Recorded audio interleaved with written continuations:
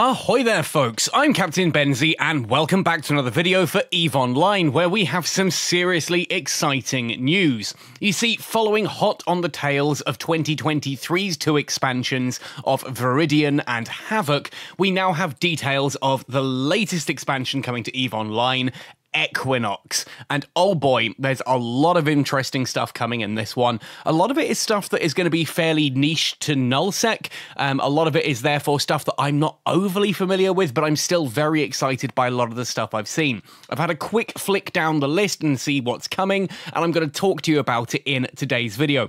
Now, like usual, this is going to be a sort of podcast style video. I will have the document on screen as we scroll through it and have a look at some of the pictures, but for the most part, it's going to be you, me, my thoughts, and hopefully a good discussion in the comment section about what you're most excited about. So with all that said, let's jump straight in, shall we? So first things first, the next expansion, Equinox, is landing on the 11th of June. So we've got just over a month before this actually hits EVE Online and all of these features come to the game. It's advertised here as dominate in a reinvigorated Nullsec, create custom skins, reach greater goals, and upgrade your Vanguard arsenal. Now, Nullsec, I think it's fair to say, has kind of become stagnant recently. You've got a lot of discussions about big blue donuts, about corporations, well, alliances, holding space and being just way too powerful to do anything, and I do sort of have to agree. I'm primarily a wormholer, and we do occasionally go on roams into different sectors of space to try and see if we can get some decent PvP fights, and unfortunately, there are just certain areas of Nullsec that when you go with a fleet of ships, you just don't get anything. You'll land into a new area, come out of a wormhole, and just find that, oh, there's a couple of ratters, and the second that you even so much as spot one of those ratters or show up on their D-scan or in local, they tend to dock up immediately, and a disproportionate fleet is dropped on you. I will never forget being a fleet of just over a dozen Tech 1 cruisers being hot dropped by multiple capitals, half a dozen marauders, and a fleet of about 70 smaller ships. It's clear that people in Nullsec just don't actually want fights right now, which to me makes that one of the most boring sectors of the game. What, you just undock and rat all day with no risk, no threat, no conflict, nothing going on? Like, to me, personally, what's the point in that? And I'm sure that some of you are going to disagree, and that's fine. You know, if you enjoy completely safe Nullsec, then that's what you enjoy. But to me, that kind of goes against the spirit of what EVE is. So I'm keen to see some reinvigoration of Nullsec to maybe get things up and going. So first of all then, seize the dream, seize control. The Equinox expansion is the first step towards a radical reinvigoration of Nullsec space. Capsuleers will gain access to new upwell structures, allowing for planetary resource harvesting, automated moon mining, customization of sovereign space, and more. Daily goals are getting enhanced with a monthly reward track, corporation projects see more variety alongside a Corp Window overhaul, and the Skinner tool empowers creative capsuleers to design their own personalised ship skins. June also sees a major update to EVE Vanguard, introducing new activities and objectives, adaptive weaponry, persistence between sessions, and a brand new map.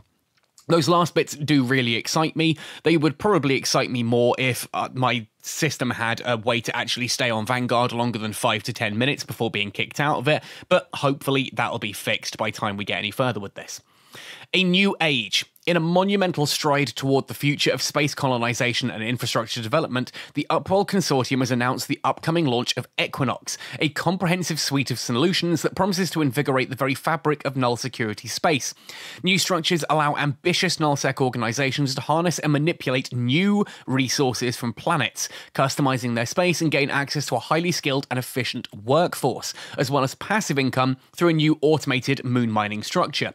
Now, I'll be honest, I really don't feel like passive income is something that Nullsec needs. Like, when you look at the huge blocks in Nullsec right now, they are already sitting on fortunes that are just utterly ridiculous. But this is what CCP have decided to go for, and honestly, that is the thing that I'm least excited about. Automating moon mining, like, there's a part of me that sits there and goes, you know what, I think having more reasons for conflict would be a good thing, and automating moon mining kind of suggests to me that that's fewer ships in space. Now, I saw this with EVE Echoes quite a lot, that a lot of their updates tended to be things that actually took ships away from real space activities. A lot of the events were things that were like instanced. You docked up, you clicked on the event, and it copied your ship into it. So if you lost your ship in the event space, then you kind of just returned back to the station in that ship. It meant you didn't have to undock, it meant there was less chance for real space PvP, and it meant there were fewer ship losses for industry to pick up on, and I'm sure any EVE Online player can see why that's a bad thing. And so here, this concept of automated moon mining and passive income, I don't know.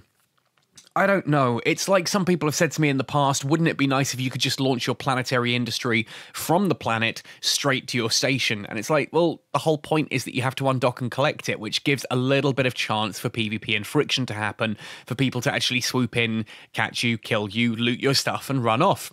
That is integral to EVE Online as far as I'm concerned. So I'm personally really not sure about this bit. But I do like the concept of the highly skilled and efficient workforce. If you're looking at the screen and you see this image here, it's like a city on the planet's surface on a lake. It looks beautiful. I really like that concept. I like the concept of planet-side structures that players can build and may actually do things. And certainly, as long as that's attackable, as long as that's something that can be destroyed, which it should be knowing CCP, that I'm kind of all for. And this idea of a highly skilled and efficient workforce being recruited from the planet, I think is really cool. It's interesting to see that the concept of expanding through Nullsec is going beyond just dropping anchored structures and now actually involving colonizing planets as well. There's a little bit of Stellaris going on there, and I'm all for that if it's done in the right way with the right reasons. And certainly it does seem to be giving you new resources from planets. I also do quite like this concept of customizing space. I talked a lot about this during the FanFest reveal when they were talking about the ability to create and design your own skins, both for structures and for ships, and I said this was a really cool idea. I looked forward to seeing what they do with it, so it's good to see that that is now coming. That said, this line of invigorating the very fabric of null security space, I'm not seeing that promise personally in this update. Like, we're getting new resources, some new structures, but I don't see how that really shakes anything up. It kind of just gives the groups that are already in Nullsec more toys to play with and not really much need to start kicking each other in the teeth anymore. So maybe that's just my very narrow view of what I personally believe Nullsec should be like. Maybe you disagree. I would genuinely love to hear. So anyway, the details of this. Harnessing planetary power. The planets of sovereign Nullsec space are teeming with untapped potential, from the fiery depths of lava worlds to the thunderous peaks of storm planets. Equinox introduces means to extract and exploit a wealth of new resources. Power. Harvest energy directly from suns and volatile atmospheres of plasma and storm planets. Interesting. So is this going to be something that you need to do in order to power these structures? That you're going to have these new structures that you're going to be anchoring, or perhaps even rejigging some of the old structures so that you now need to actually harvest power and energy to keep your systems going? That could be cool, rather than just straight up fuel. We also need power and things to keep those systems going. I'm interested in that, and that could bring some conflict as people are now starting to have to put things down on planets. You might find that you don't have enough planets in the systems you're in, and therefore that could cause some border conflicts. I don't know. I really don't know, but if that were the case, that is something I'd be all for. Workforce. Gain access to a highly skilled populace across temperate, oceanic, and barren worlds, directing the flow of labour throughout your empire thanks to revolutionary new cloning technology. Again, not really sure what this is actually going to do, this workforce, other than, again, generate some kind of passive income, which doesn't really feel like it's shaking much up, but it does give some new tools to play with, and that is interesting to me. I'm going to use the word interesting as a fairly neutral term there, because whilst I don't see this really shaking up much on its own, it does lay the groundwork for some possible shakeups in future, and therefore I am willing to kind of somewhat give it a pass for that. And reagents, essential to manage your colonies through the new Sovereignty Hub. These are sourced from the harsh environments of ice and lava planets. I'm trying to say ice and lava at the same time there, like Ava. Not sure what's going on with my throat, but there we are. Harsh environments of ice and lava planets, harvesting reagents, which are going to use to manage your colonies. Presumably, you know, ice allows you to harvest water, which your colonists are going to need to drink and stuff like that. It looks to be sort of an integrated system where you are going to need to be extracting and exploiting all of these different things in order to utilize this one central system. That's cool. I like that. It's a little bit of stuff to fiddle with and play with. New resources and new encounters. Now, this is where I'm getting interested. New encounters means new content, not just new things. There is a difference between new things and new content. Again, if you'll permit me to talk about Eve Echoes for a brief moment, the developers there seemed to equate that a new ship being added to the game meant entirely new content, like adding in the Navy issue battleships, like the Apocalypse Navy issue, was seen as a way to revitalize the game, and it really doesn't. All it means is that the people who are flying the previous version of the Apocalypse Striker, and are running PvE encounters with that, they just save up, they buy the new ship, and then they continue doing the same content in that, but at slightly better rates than they were before. Like if they were making 100 million ISK an hour, they're now making 150 million ISK an hour because they've got a bigger, shinier ship to do it in. That to me isn't new content. That's just new stuff. New things to play with can be interesting, but it gets old very, very fast. Once you've got the new thing, you're basically doing the same stuff you were before, just with a different skin on, and that really doesn't excite me. So new encounters, that is new content. It's new stuff to do. Again, this idea of setting up a planetary industry hub is exciting, but once it's set up, if it doesn't add any new gameplay, it's just new stuff. It's like throwing new bricks into your Lego box. It allows you to build something that looks a bit different, but the act of what you're doing is still exactly the same as it was before. So I don't know, again, maybe controversial, you might have a different opinion, let me know. Central to Equinox is the Orbital Skyhook, an advanced structure that will allow more efficient planet-to-space transfers than ever before. These can be anchored in orbit of planets within sovereign Nullsec space to provide access to power, workforce, and reagents necessary for the empire-building aspirations of Nullsec organizations. In addition, Skyhooks bring new content in the form of pirate orbital blockades, NPC encounters with the potential to attract officer-level enemies, pirate dreadnoughts, and even titans. A prototype orbital skyhook is now ready to view in the Orvicon system. If you've been wondering this whole, what are they building in Orvicon? Now we actually know. It is a new skyhook. So you can see that in space already. You can fly out to Orvicon and actually see that currently anchored, so you know what it looks like in real game terms. Now, again, not super excited about this whole empire building aspirations unless it can drive more conflict. I suppose the ability to bomb the ever-living daylights out of each other's planets is exciting, and that does hook in a little bit to Vanguard. We might see some stuff going on there. You know, put a pin in that. We'll talk about that a bit more later. But this concept of pirate orbital blockades does sound really cool, especially if this is kind of like the Drifter battleships and it actively interferes with what's going on. Like if you're in wormhole space and you spawn a Drifter battleship and then you warp off and leave it there, or you let it warp off, it will actually warp around the system and attack players, which is a really cool concept. And I would like to see these pirate orbital blockades do similar kind of stuff, that they are going to come to the planets where you've built those skyhooks and actively attack, requiring you to have this new content in order to keep on top of it. That, to me, is suddenly cool because that is new content that hooks into the new toys. That's a good hook. It's a good skyhook.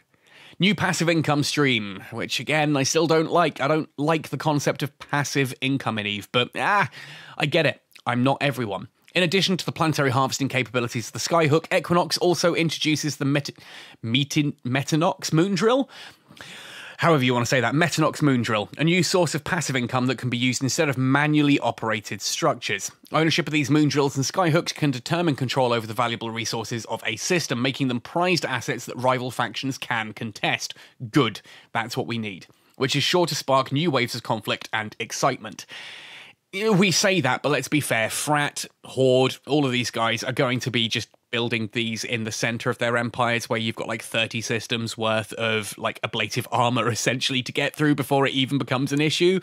Like if, yeah, it's something to shoot, but when it's buried that deep into a Nullsec empire, I don't know, maybe this is going to be the kind of stuff that you do see, you know, propping up on the border a little bit more. Maybe you can't build it in deepest Nullsec at the center of your empire. I don't know how they'll do that, but that could be cool. So ownership of these moondrills and skyhooks can determine control, making them prized assets, which is sure to spark new waves of conflict. While orbital skyhooks are only available in nullsec, moondrills can be deployed in lowsec as well. Wonder if we'll be able to use those in wormholes then. That, to me, again, is interesting, because with wormholes, you don't really have borders like you do in nullsec empires. If someone gets a connection to your system, they are connected to your system, right? They are literally one jump away, and that is just how it's going to work, which gives them that opportunity to just come in and really try and ruin your day, especially if they can get a seeder into your wormhole. I don't know. I kind of hope that does apply to wormholes as well. I feel like wormholes are one of those sort of sectors of EVE Online that's been not neglected. It's had some updates recently, but could kind of do with some new stuff as well going in there. And I would like to see that if it can be deployed in lowsec, that it should be deployable in wormholes as well, because wormholes are basically lowsec/nullsec.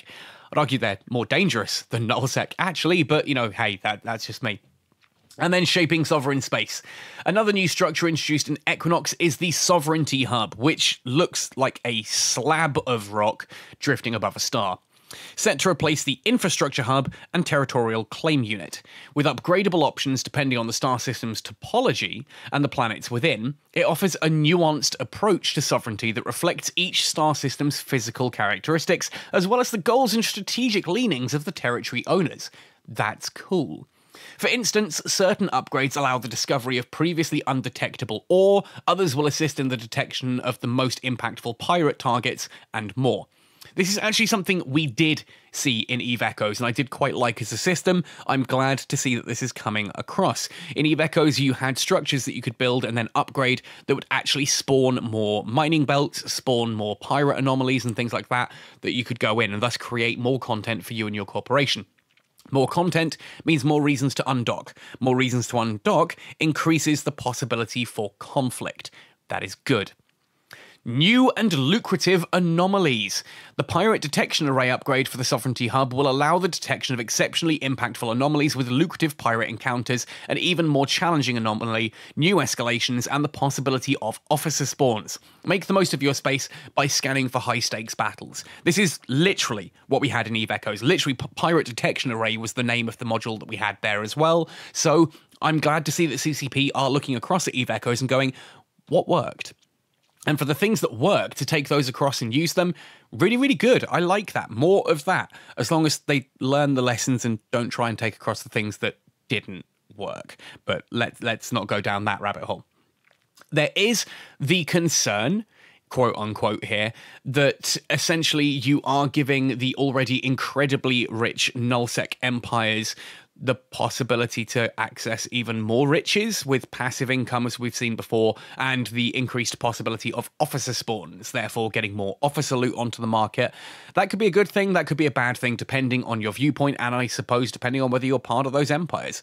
We'll have to see where this goes. Certainly making officer modules a little bit more common could be seen as a good thing by some people, could be seen as a bad thing by other people. It certainly makes them less lucrative by increasing the supply of them, but arguably that also helps people get access to some really cool, really powerful modules that do shake up the ship fitting scene a little bit more as well. New ships, new possibilities. Oh yes, more new toys to play with. Equinox introduces 4 new ships, specialised in the transport of planetary resources. Tailored to navigate new dynamics of nullsec sovereignty, these vessels will assist capsuleers in shaping nullsec to their image. All 4 ships have missile combat capability, introducing a new dynamic to resource transportation. Yay, you get to fire back when they catch you and kill you now. That's literally all that's going to do. Like, these are still haulers. They're still not combat ships. A fleet of combat ships is still going to quite happily take these out, I imagine. But hey, it's there. As well as an infrastructure hold, which can carry various items related to space infrastructure and colonization. So as we've seen with some of the other ships having different cargo holds, like the Hoarder having ammo holds, is it the Iteron? Or the Epithel, sorry. Epithel has the planetary resource hangar, that kind of thing. We're seeing more of this here. Now, their names are Squall, Deluge, Torrent, and Avalanche. And when I first saw these, I thought, oh, they might be ore. I don't think they will be. I think these will actually be a new ship tree, that these will actually be like an Upwell ship tree, perhaps. which probably has its own skills attached to it, which is cool because it does, again, having new skills to train into causes players to actually have to make decisions about where they put their skill points, where they allocate those. This could be interesting. So you have the Squall, an entry-level reagents hauler. This is probably like your cruiser-sized variant. The Deluge, a hauler with covert ops cloaking capability, high warp speed and mobility, and immunity to cargo scanners. This is basically the like the Prowler, the Crane. It's the Blockade Runner. That's the word I'm looking for. The Blockade Runner variant. The Torrent, tough deep space transport vessel with micro jump drive capability. Ergo, the deep space transport. Doesn't mention a fleet hangar, though, which is interesting, and I kind of hope it doesn't have a fleet hangar, because that would just... You kind of have to get to a point where when you start looking at these different ships, you've got to be careful not to replace the ones that already exist. And I think giving a fleet hangar to something like the Torrent would probably be too much. Keeping it so it is basically a deep space transport with a dedicated structure, the infrastructure hangar, I think works better. And then the Avalanche, a massive freighter with huge reagent hauling capability. So basically we are looking there at a Tech 1 cruiser-sized hauler, the two Tech 2 variants of the deep space transport on the Blockade Runner, and then the actual freighter version, which kind of makes sense. And again, these are going to have weapons on them. I would like to see that obviously this is going to have new skills attached to it. If we're assuming that these are Upwell ships, for example, then suddenly you've got Upwell Hauler as a new skill, and once that hits level 5, you can then train into your deep space transport, so your transport ships skills, in order to access the Deluge and the Torrent, and then the Avalanche would be freighter skills. I don't know if these will be Upwell skills, or if they would be then, for example, Minmatar and Caldari, because they're missiles. I'm just going with those because they're missiles, right? Minmatar Hauler and Caldari Hauler being what give you the bonuses. It could be that that's what they do here, like the other faction ships, like, say, Blood Raiders, Angel Cartel, that kind of thing, where it's done with 2 Empire skills. Either could work for me, a brand new set of skills, or requiring people to multi-skill across different Empire ships. But yeah, I like the look of these as well. Before we go any further, this weird sort of cross frame, it's a really unique silhouette. And considering how many ships there are in EVE Online right now, getting a new and unique silhouette is not an easy thing to do. But this is the kind of thing that you see that in space and you will immediately recognize what it is. I like the look of these a lot. They remind me a little bit of the Cant from The Expanse, but again, that could just be me. I really like the look of these. I can't wait to see these in space. And I do like hauling, so I'll probably get some myself. Personalize your fleet. They show a luminescent pink Merlin here with yellow hexagon details. Very stylish, very snappy. I genuinely like that. Express your identity in New Eden like never before, as a new extension to Skinner unleashes a universe of possibilities by empowering creative capitalists to design their own ship skins. Now, before we go any further reading this, I've not read any more into this. I just want to say, I filled in a lot of surveys with CCP recently about various different bits of content. And one of the questions that keeps coming up is this concept that you would design stuff and sell it on the market. And there's a big part of me that's like, oh, really? Are we going to have, like, designing and selling skins on the market? The designing skins, I'm all for. The selling them on the market, we're just going to have a market inundated by half-assed skins of people trying to sell because other people can't be bothered to play with the color slider. That's how I see that. I don't know. Maybe that's being unfair, especially since we've got folks like Caldari Pony Club who are absolutely fantastic at skin designing. Maybe there's going to be advanced tools in this that do actually make it worthwhile to be able to sell those skins. But the way I look at it is it's kind of going to be a tool in-game that you can use. Therefore, anyone can use it. So the concept of selling those skins is... I don't know. It's like you could just see a skin that you really like and then just open up the thing and copy it anyway. But either way, that's my opinion. Let's actually have a look at what's coming. Make each ship or fleet a declaration of your identity. Explore a new career area. Turn a tidy profit by selling your masterpieces and strengthen the collective identity of your corporation or fleet. I like the fact that you can share them and therefore have an entire fleet decked out the same. You know, have your corporation, when you're fleeted up, all having the same skin on your ships. That's really cool. That's really cool. I'm just not personally sold on this concept of selling your designs on the market. And that's from someone who does have a merchandise store. So if you're interested in some Captain Benzie or Catskull merchandise, check below the video. There's a link there to my store. It's really good quality stuff. You might find something you like and it helps support the channel. That would be really, really cool. So why not go and do that? Anyway, so, through Skinner, the art of war takes on a new hue, allowing for unparalleled expression of identity in the theatre of space. Design at your fingertips, the new Skinner interface introduces a robust palette of design elements consisting of basic and metallic nano coatings, as well as patterns alongside 5 customization slots for each skin design. 4 for nano coatings and 1 for patterns. Use your creations to express your unique identity and share them with other capsuleers. That express and share, I like. I really want to clarify, it's just the selling, the market side of it. I kind of feel like that's just gumming up the market with unnecessary bump, but again, my opinion. Sequence and share. Gathering design elements and sequence binders allows capsuleers to sequence ship skins for themselves or to sell to other pilot. Sequencing costs are based on a tier system and calculated in plex based on the rarity of design elements and complexity of the skin, and your creations can be sequenced in bulk for your own fleet or your corp. So you don't just make these and then it's like a palette. You make these and you kind of print, quote unquote, the actual skins, which you would then sell on the market like you would sell skins that you get from events and stuff. Organised collection. A new cosmetics collection makes it simple to keep track of skins, components, and emblems. So it looks like components, emblems, colours, that kind of thing are going to be either craftables or things that are dropped in the game. This I'm kind of all for as well. And I suppose, now that I say it, that does actually hook into the sell a bit more. Because if you're the person who's going around collecting all of these different colours, then you could just sell those, or you can use those to, you know, make your own skins and sell. Yeah, okay, I'm kind of selling myself on this concept as we go here. The fact that you do actually have to, you don't just, it's not like everyone has full access to the suite straight off. Yeah, okay, I kind of get that a bit more now. Applying skins and filtering through your collection will be easier and more enjoyable than ever with new updates. Good. I am a skin collector, so being able to cycle through my skins and see what I actually have and try different ones and apply them on is a good thing for me. I like that. Excuse me. The hub awaits. Visit the Paragon hub to buy, sell, and trade skins and components. A platform to showcase designs or discover the perfect look for every fleet. The Paragon hub offers an easy-to-navigate interface and opportunities for budding designers to make a name for themselves, not to mention untold riches. Oh, okay, so we're not in the main market, we're in its own separate market. That actually takes away a lot of my concerns, plus the fact that it's, you know, you have to get the materials first in order to create these. Yeah, you're watching me live on video actually changing my opinion here. Okay, yeah, I'm down with this. I'm down with it. That's a fairly well thought out system, and I look forward to seeing what people come up with. Cool. Stronger organisations. For many capsuleers, EVE Online is about the strength of collective organisations. It should be for pretty much everyone. This is an MMO, and if you're trying to solo it, I genuinely believe you are missing out on like 95% of the game. The social aspect is what makes this game fantastic.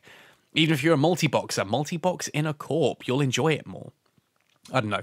The Equinox expansion brings enhancements to the tools and systems that bind these formidable groups together. Again, we talked about this a bit at FanFest, but looks like there's more coming. Corporation Window overhaul. A streamlined and intuitive UI makes navigating and utilizing the Corporation Window easier than ever for corp leaders and members alike, enhanced with icons, tooltips, and consistent navigation structure. Managing roles and understanding the hierarchy of content is more straightforward than ever, paving the way for future enhancements. Awesome. New Corp project engagement methods expand the ways methods can lend their hand to corporation projects through new avenues such as ship loss, enabling the automation of ship replacement programs. Huzzah! Salvaging wrecks. Good. Salvaging is now actually a thing in this. And earning loyalty points. Each new corporation project type has several options, allowing leaders nuanced control over the incentives provided to members, making them more accessible and rewarding. And performance improvements. Managing and contributing to your organization's growth is more streamlined than ever before as corporation projects see smoother and faster interactions.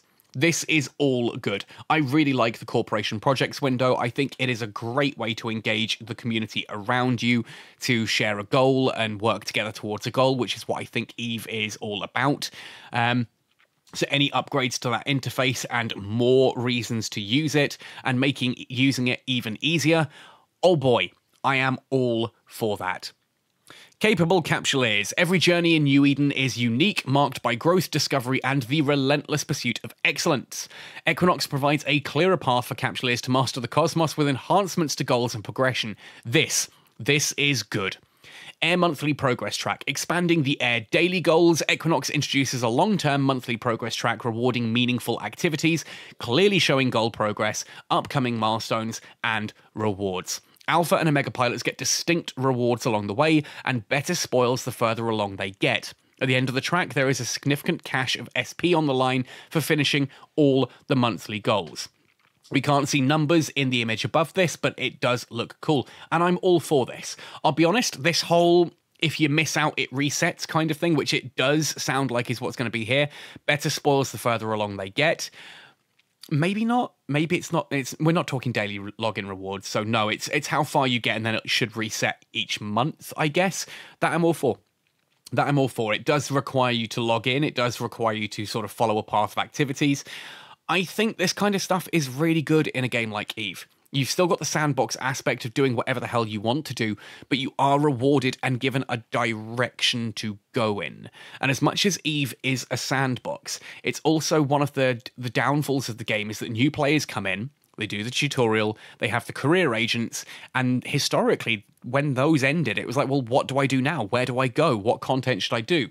I've said before, and I've said again, the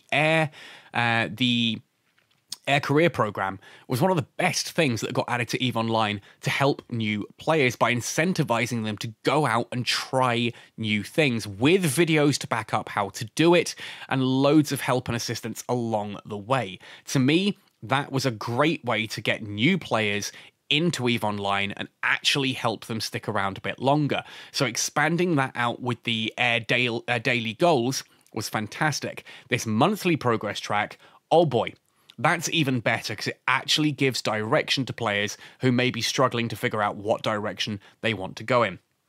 Now it says here, new goals and rewards. Engage and get rewarded for 2 new activities, earning loyalty points and salvaging wrecks. Good. That's great to have those in there as well. Salvaging, I think, is one of those long-forgotten careers, so having more, brilliant.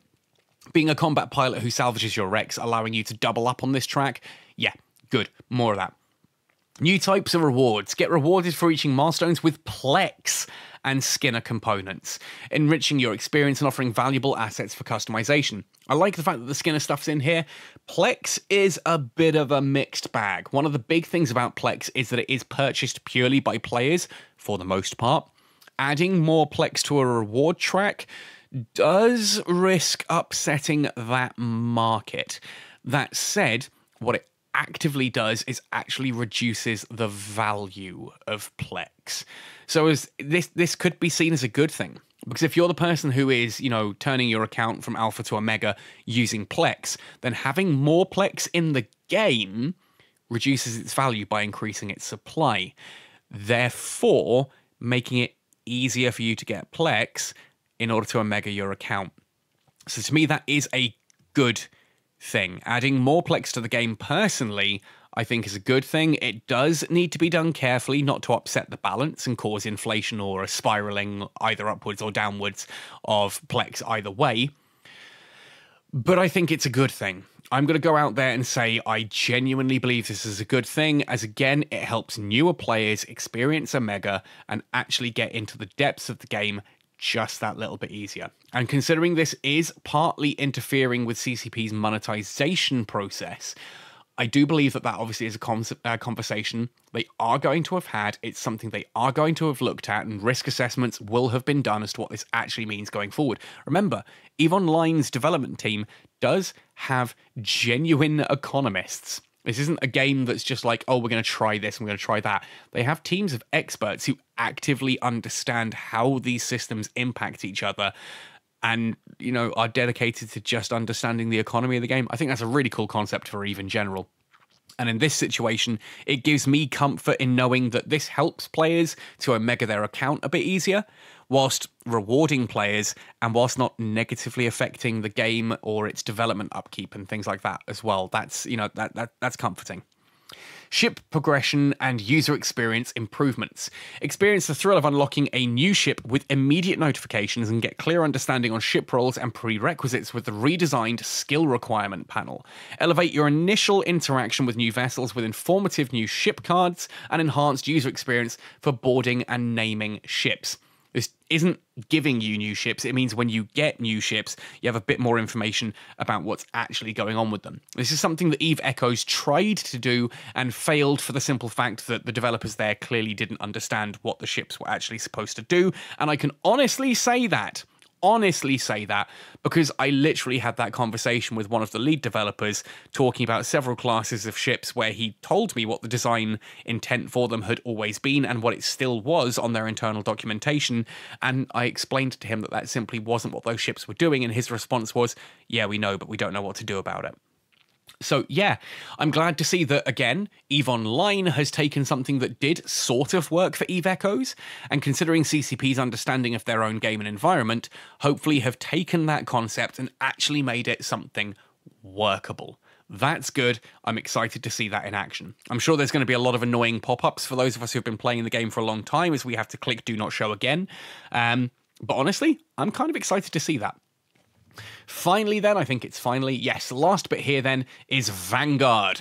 If you are playing the EVE Online first-person shooter tests when they come up, again, something I would like to do more of, but for some reason, every time there's a test, I log in, and within 5 to 10 minutes, the game kicks me out, won't let me log in again for 10 to 15 minutes, and I have to start all over. Have tried working with the support team. Yeah, it's a story, we'll see. See if it ever gets fixed. In the biggest update to EVE Vanguard since the first playtest in December, a major iteration coming this June will introduce a brand new map featuring an archipelago among polluted waters, the ruins of a provisional facility to explore and loot, emergent activities, and diverse challenges. The ability to modify your weapons and bring items and fittings in and out of combat and more. So we're getting the persistence there, which I'm really glad to see. This was a big part of Vanguard, that you would go down, do your thing, and when you extract, you'd keep what you have, right? And so you could use it next time. That is good. We're actually seeing that. Mark your calendars for the next major Vanguard update from 20th of June to 1st of July. Experience the latest Vanguard updates firsthand and provide valuable feedback to contribute to the ongoing development of the game. This is important because there is another Vanguard playtest coming up. This will not be in the next playtest. It will be in the 20th of June to 1st of July playtest. Mark that. Brand new planetary world to explore and conquer.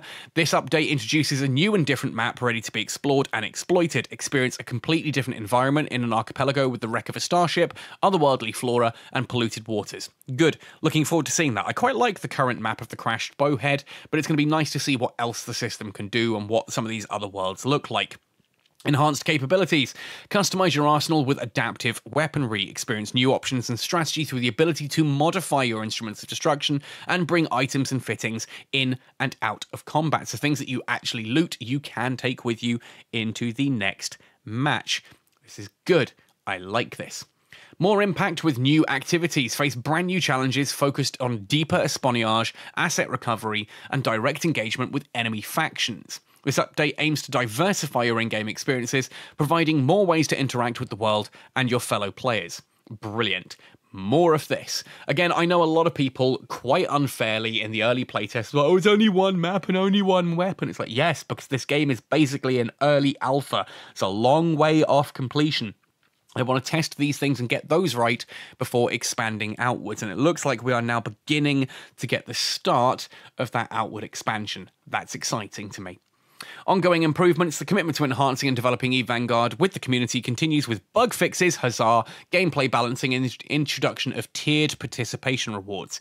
Compete for a place on the leaderboard to win Plex rewards and contribute to either suppression or corruption. Shaping New Eden with your actions. That is the promise that Vanguard was sort of introduced to us with, and I'm glad to see that they are acting on it. That's really cool and gives you reason to get involved in that. And that's everything. Wow, there is a lot of stuff coming, and yeah, a lot of the Nullsec stuff's a bit meh to me personally. I'm sure there are going to be other people who thoroughly enjoy that and are really excited about it. Again, would love to hear your opinions and thoughts in the comment section down below. I'm personally quite excited by the new ships. I'm getting more and more excited for the new skins, and I'm really excited, as weird as it sounds, for the new Air monthly progress track. I think that's going to be a really cool and powerful tool. But let me know what you're most excited about in the comment section down below. This has been a fairly long video. I think we're coming in at nearly 40 minutes of listening to me ramble, so thank you so much for bearing with me right the way through this one. If you're enjoying content like this, please do take a moment just to hit like, consider subscribing to the channel if you haven't already, and if you really want to go the extra mile to help keep me making stuff like this, consider supporting me either via Patreon, PayPal, or by joining the YouTube channel with channel memberships. A lot of unique perks there. And it's a great way just to help me keep doing what I do. Anyway, thank you very much for watching this one right the way through to the end, folks. See you in the comment section. Happy sailing, and see you in New Eden.